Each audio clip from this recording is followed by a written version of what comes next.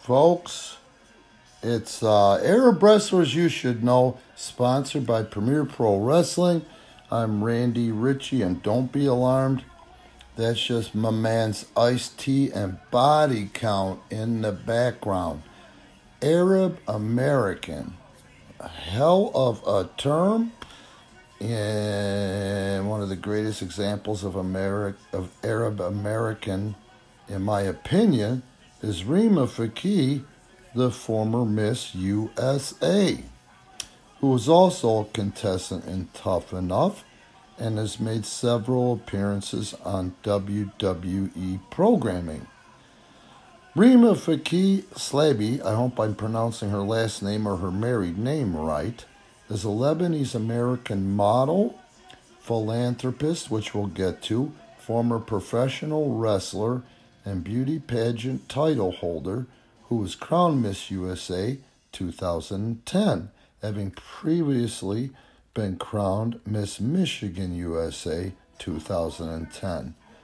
Fakih was the first Arab American woman and the third woman from Michigan to win the Miss USA title. She was a contestant on Season 5 of Tough Enough, where she trained to become a professional wrestler. In 2018, she became the national director of the Miss Universe Lebanon organization.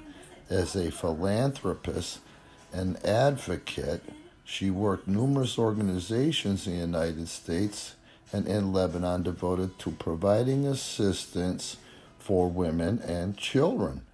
Rima Fakih was born on September 22, 1985 in Srifa, a small city in the Jabal Amal region of southern Lebanon, to parents Hussein and Nadia. Pretty name her mom has, huh? She is the fourth of 5 children. Her siblings include brothers Rabi and Rami and sisters Rana and Ruba. Fakih was raised in a Shiite Muslim family. She spent her early life in the village of Souk el-Garb and attended Catholic school near Beirut. Now, I don't know how it is in Beirut to be a Christian or to have your own beliefs other than Muslim or radical Muslim, but I know from my friend of mine, Milad Akbar, it was salacious for his parents to be Christian, and his mother and himself and his brother ended up leaving Iran because of that. In 1993, her family moved from Lebanon to New York City due to the effects of the Lebanese Civil War.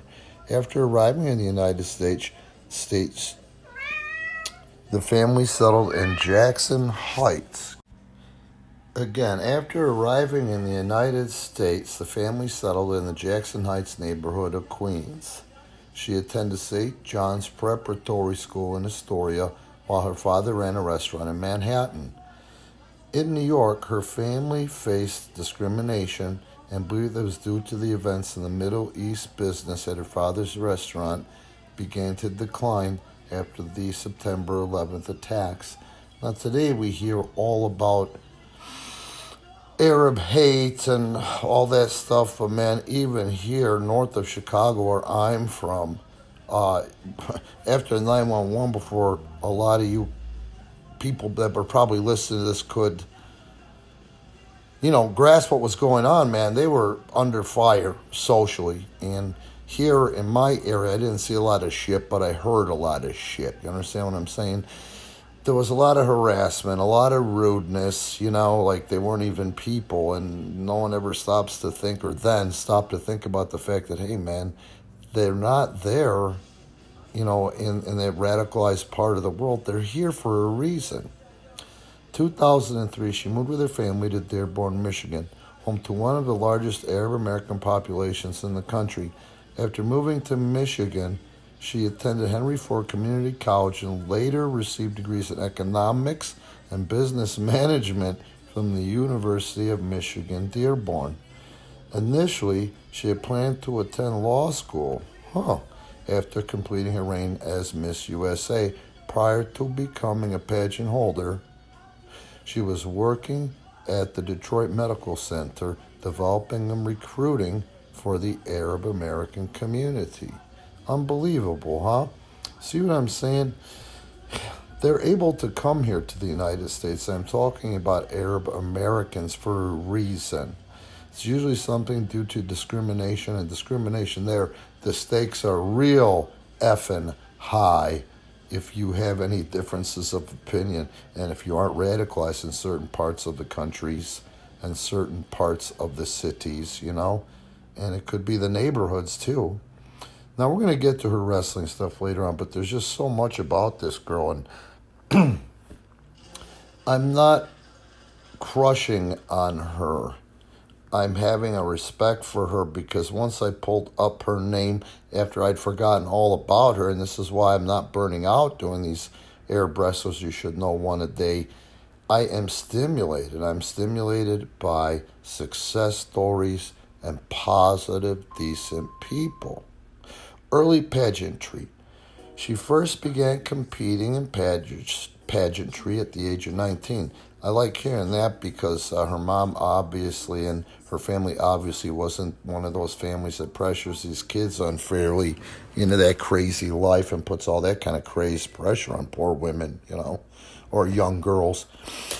And she placed as the fourth runner-up at Miss Wayne County, qualifying pageant for Miss Michigan with the Miss America system. She went on to compete in 3 minor international pageants. In 2008, she was selected to represent Michigan in the Miss Lebanon Immigrant Pageant.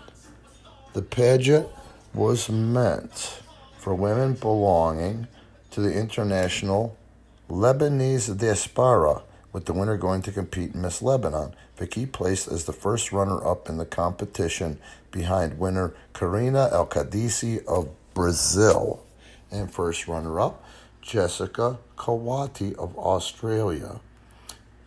Miss USA 2010. And after this, guys, this will be the end of part 1.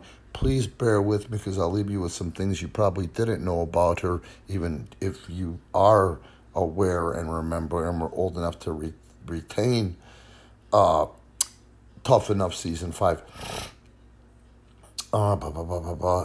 She won Miss Michigan in 2010 on her first attempt, which I guess is rare. And again, like I say, it's about not giving up. First attempt, just like, the wrestling industry, the sports entertainment industry, World Wrestling Entertainment. I've gotten more guys, but 2 of the 7 guys that I've gotten PPW tryouts could never get out of their heads going in there that they probably weren't going to get hired the first time, and they couldn't recover from the fact that they didn't get hired for the first time, and there was no way, shape, or form I could get that into their heads. So the point I'm trying to make is it takes somebody with a certain kind of thinking and discipline to understand that, to understand the process, and to be patient with the process in any industry that you want to achieve at the top or high level. As Miss Michigan USA, she received the right to represent Michigan in the Miss USA 2010. The Miss USA competition was held at the Theater for the Performing Arts with Planet Hollywood, Las Vegas, in Las Vegas. On May 6th, after competing in the preliminary competition, she was selected as one of 15 semifinalists. She later advanced to the top 10 and top 5 until being crowned the winner, besting first runner-up Morgan Woolard of Miss Oklahoma or of Oklahoma. Her win ended a 5-year streak of Southern states winning the title. Following her win, she became the 3rd woman representing Michigan to win the Miss USA title, following Carol Giss in 1990 and Kenya Moore in 1993. Isn't it funny that I know these names? The first winner from the Midwest since Shandy Fanesi in 2004, who won representing Missouri. And she is believed to be the first Lebanese American, Arab American, and Muslim American, although officials have stated that their records are not detailed enough to confirm this. Which is funny. Must be some lazy shits, because you could easily go back there and count your own list, couldn't you? The first thing that I want to say is, and we'll get to this stuff later too, is she has a lot of supporters in the Arab community, but then all these extremists from, the Arab community, extreme Muslims, are hot at her for being a beauty queen, being a Miss USA, and also encouraging Lebanese women, as far as beauty or actually any achievement goes, education. This woman is obviously sharp. She's educated as all F, and it's amazing to me when we get to it. You'll see how positive a person she is. And I myself, especially in these times, love positive people. Times are weird. My subconscious is dark, even though I try to go against, negativity. So when I grab something like this, like I said, it's a Sunday here. We taped wrestling that I had to book, commentate, time keep, bell ring, agent, Friday and Saturday. Today is a Sunday. I'm spent. But all of a sudden, man, I pull up this girl's name and I'm down that rabbit hole, man, and there goes my afternoon. So, like I said, we're going to cover her in more than one part because there's too much here. But the things I want to say in closing are this. She's a female who's very close to her mother. She gives mad propers to Stone Cold Steve Austin.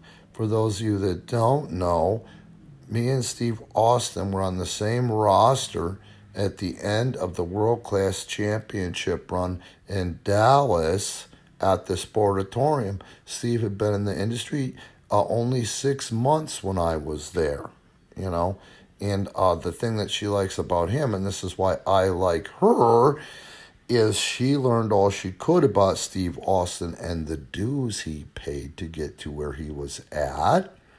And he is a guy who doesn't sugarcoat shit. He never sugarcoated shit. And I didn't see season 5 or those episodes that I can recall. But I know Steve Austin was on several of them, telling them like it is. And I love the fact that an Arab American woman who migrated from Lebanon could attach herself to something like that. The other things about her are this. Lastly, if you doubt that she is an Arab American quote-unquote wrestler that should be honored for Arab American Heritage Month, know this, that one of her greatest advocates when she was at Tough Enough and with World Wrestling Entertainment was the great Trish Stratus. And I think that says it all. Okay, guys, Arab wrestlers you should know. Please note, no YouTube commercials. So please, at the very least, like and subscribe. It's brought to you by Premier Pro Wrestling. Please support Premier Pro Wrestling. Links in the description. Talk tomorrow.